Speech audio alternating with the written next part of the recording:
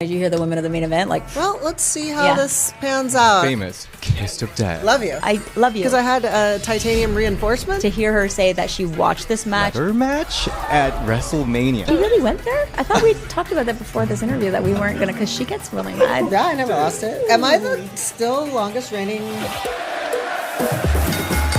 Welcome everyone to Ring the Bell. This is DS and oh my god, this is like historic.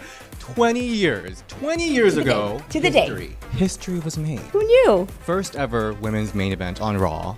Trish and Lita, the Hall of Famers, Team Bestie! Thank you so much. Thank you so much for having me. You had to be a part of this moment because you've been such a supporter of women's wrestling for so long, and we really appreciate all that you do to highlight women's wrestling. Yeah, I don't think you realize, we see these things, these posts, the polls, the support, and just it really makes a difference because you're putting it out there. I feel like people have been closet women's wrestling fans, and then they see that you're allowed to be a women's wrestling fan, and they're like, okay, and then it creates more of a community. Absolutely. So thank you. That's what I'm here for. The 20-year anniversary is so big, and I love the way how you guys teased it with the iconic magazine cover. Oh, right? How did that happen? Oh, well, randomly she was at my house. We always getting content, right? I went into my tickle trunk. Do you guys know what tickle trunk is? No. So in Canada, there is a character. We don't know that. In Canada, there was a character named Mr. Dress Up, and he would dress up and he'd say, let me go into my tickle trunk, and he'd open this trunk and pull out things. So in Canada, we say that people know, but here, clearly, now you know. So but you had found them way sent to people look what I found, look what I dug out, And so I was like, I actually I have them, I know where they are. We should just shoot in the outfits. Just who knows, whatever. Let's just recreate it for fun. Just for fun. It wasn't anticipation of this. And we've been sitting on those photos for a while. Those were shot a couple years ago. No, a year ago. Okay, I mean, it's so dramatic. I love how the Diva fans, the moment you guys put the ankles in there, we're like, we know what it is. Right away. And we were worried. We're like, is it enough of the tease? Are they going to even remember? Be like, oh, what is this random foot? Are they starting an OnlyFans? Maybe. Stay tuned. I mean, let's take this moment to really talk about this historic match. Till this day, people still talk about this match, which is wild. No kidding. It's almost like because we talk about it so much, we're like, okay, let's talk about something else. But today we're going to talk about this match because it has historic importance. Yeah. Let's go to the beginning. How did you first find out that this match is going to be main event? Was this something that you guys knew going into it? Okay. I can tell you that as females, there was no hey, one day we're going to lead towards this. Absolutely not. I don't even think they would have thought one day we're going to put them. I think it was only a moment. I think the feud was, everything sort of was in the right place, right time thing, right? The fuse where it was. We lucked out that it was the week before a pay-per-view, which always can be tricky of what matches are going to be on the card because you can't have the pay-per-view match on the Raw. Yeah, the go-home week, yep. I think that opened up a spot for us. Yeah. The hometown girl. So what was your reaction when you first realized it? Mine was I had built up this mentality of don't get excited, it's not going to happen, something's going to change, it's okay, and so. And as you know, we all read it that this was happening and that got cut and get changed, and so you never invest too much into something, especially something you're like, there's no way, you know what I mean? There's no way, and a lot of it we did think it was a rib. We thought. We could literally picture what would make their whole year? How funny? Let's tease them. They actually bought that they would be the main event. That's how ridiculous the thought seemed at the time, right? Yeah. The backstage reaction when it was first announced, what was it like? Were people coming to congratulating you guys? The girls were, in the locker room and stuff, but not necessarily. Maybe some of the closer guys, or they do a wow main event, huh? One of those, right? Yeah. But then after, it was cool. there was a lot of the guys and stuff all in gorilla position. Do you think it was because they couldn't quite commit? They might not. They might not pull it off, But could have been a lot of that. And even so when we were traveling together, kayfabe, and so we walked in together and we were getting this weird vibe. People were kind of looking at us and and we're like, what is that? What is this? What is that? And then something felt up. Something was up for sure. And that's what it was. People knew. Some people had seen the board already. And so basically that was kind of, no one wanted to tell us until it was told to us. Got it. And we said Michael Hayes, right, was the person who told us. I was one of the first to find out.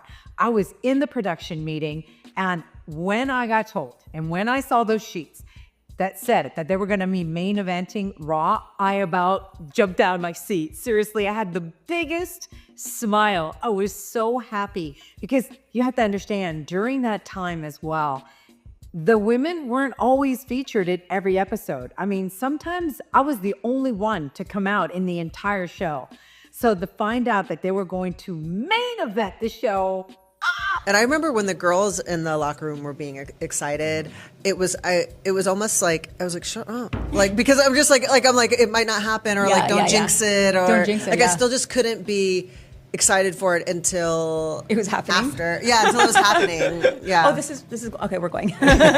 So let's talk about how it actually started. Can I help you something? It's funny how they started with this like random. Is it random though, or is it well placed? Like even in this historic moment, they did right. that. We're still doing that, right? Yeah. But see how offended I am by that? Yep. And then the famous kiss of death. Yes. Started out hot even before the match started. Whose idea was that? Not ours. Not to kiss. Did not. Not that I wouldn't kiss. Like, I'm not saying I love you. I love you. I'm just saying I didn't think we needed a kiss to kick this main event match off. But in this, it worked. It got gay guys in, straight guys all in, of girls, y'all. everything. All of y'all. Combined.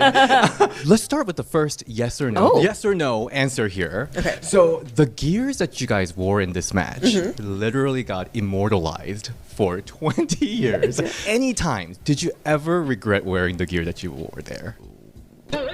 What? Oh, I was the same one. I thought it was No. No. Okay. I like my gear. I like my gear. So gear's a big deal, especially these days. If you know, back in the day, it wasn't as I don't know, decorative. Like people go all out these days. Back in the day, we're just like, it's a fit. Let's go, right? So good thing it's not smell-o-vision. I'll start off by saying that because we had just done the run of house shows. And so we'd worn just this. It was just a go-to outfit, a comfy. It worked well, kind of our character, everything. So and I remember going, oh my god, like we felt like, should we do something special for this? And then we realized, you know what? We literally stopped and said, the outfit is not important. Like we actually do not care. We're not spending any more energy on it, and it's just about the match, and we focus on the match. Yeah, and so we wanted to intentionally, to take that off our plates. Yeah. And I know I can think of a specific match when like the sides of your gear were coming apart. It's like if you try to go get something made really quickly, a new gear, it's like you might be like messing with it. And then you're rushing to fittings. It's like, so we're like, we're going to take that away. Because we didn't have a lot of time, we're like, let's just take that off our plates. We know that gear, we were comfortable in it, and it worked well all weekend long. Let's just wear that and be done with that. Yep. And then focus on the in-ring work. I love that. Again, like this gear was on every game ever, and the fans were like, "Not that gear again." Not that, yes, oh yes. Finally, they did a little shift, but yes. But it's great, you know. Let's talk about the scorpion spot. Yeah, because that was the highlight of it all. The crowd was like, "Oh my god!" Yeah. But you didn't feel anything at the time, I heard. Yeah, and you know what's interesting, as I hear a lot with younger fans that weren't around for the first time that match happened, they're like, that's when you broke your neck. And I'm like, no. She gets it all the time. Yeah. I had already been broken. But, maybe it's because I had titanium reinforcement. I'm always like, it's the yoga. Thank God she did the yoga. But also could be the titanium reinforcement. The stratosphere yoga you did together. Yes, of course. I felt it, and I was like a little sore the next day. Like you knew for sure, like those legs they overextended. Like you could feel that. I was fine. Yeah. Well, we have to figure out who this guy is. Oh my! I was thinking about that guy. To come forward today. He didn't. Watching the match when I was like going to watch the spot leading up to it, and I'm like, oh yeah, and there's this guy. There's the guy, and then jumps there's up, the guy, and he didn't see it. He didn't see it happen. He didn't see the scorpion. He missed the historic moment. Yes. Everybody else saw it. He's just like, I'm on TV, and he's like, everyone's going, oh, he's like, what? What happened? I wish they would have kept. I would have liked to see the camera when it happened because you heard the crowd how quick he whipped his neck back around. For sure. So purple lay guy, is that a lay ring? Purple lay. Purple lay. If you're around, let us know. Yeah, let us know. We're looking for you. But another person that was in the crowd though, Charlotte Flair. Oh, I was like, she had the ticket hookup right look there. At that. Yeah. She must know someone, huh? The fact that the Queen was here. It's amazing. I honestly, and to hear her say that she watched this match and then she was like, yeah, that's something that I could see myself doing. But you had a great point. We've seen Ashley since she was young, right? So she would be Rick's daughter. We'd see her, and we saw her grow up, and we saw her. She was very athletic, and then she played volleyball, and so that's what the thing was. Is Rick was like, yeah, she wants to play. She's not into wrestling. She's going to do volleyball. Not to say we were the spark for Charlotte Flair. I mean, her dad could have had something to do with it as well. But. Yeah, so it's pretty cool. What was so noteworthy about this match is that you guys knew each other's moves like instantly that the back and forth was so wild. But I'm curious, like, what are one of your favorite moves of each other? Like to do, to take, to watch? I always like to take your spine buster. Okay, yeah. I like taking your moonsault because I just lay there. I mean, I feel like I'm pretty, I know exactly where I need to